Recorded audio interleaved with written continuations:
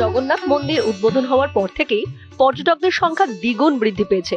তাই দীঘায় আসা ভক্তদের কথা মাথায় রেখে এবার জগন্নাথ মন্দির থেকেই পাওয়া যাবে ব্রেকফাস্ট, লাঞ্চ, ডিনার।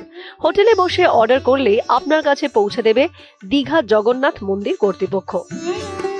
সকালের ব্রেকফাস্ট থেকে রাতের ডিনার সবটাই পাওয়া যাবে মন্দির থেকে। জগন্নাথ মন্দিরের এমন উদ্যোগে খুশি দীঘার হোটেল ব্যবসায়ীরাও। দীঘা জগন্নাথ মন্দির হওয়ার পরে হোটেল ব্যবসা অনেকটা বেড়ে গেছে এবং প্রচুর পরিমাণে পর্যটক, যেখানে অন্য সময় পর্যটক আসছেন না, অফ সিজনে এখন অফ সিজনেও পর্যটক আসছেন।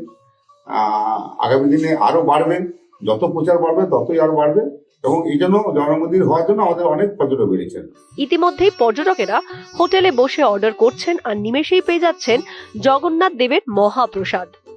এদিকে মেনুতে থাকছে এলাহি আয়োজন। সকালের ব্রেকফাস্টে লুচি, সবজি অথবা চাইলে খিচুড়িও অর্ডার করতে পারেন। লুচি সবজি মাত্র 50 টাকা আর খিচুড়ি অর্ডার করলে 100 টাকা প্রতি প্যাকেজ। তবে সকালের ব্রেকফাস্ট নিতে চাইলে আগের দিন রাত 9টার মধ্যে আপনাকে অর্ডার দিতে হবে।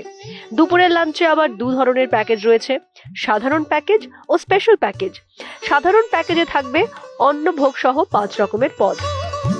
ডাল, সবজি, ভাজা, মিষ্টি থেকে নানা ধরনের পদ মিলবে। খরচ মাত্র 100 টাকা।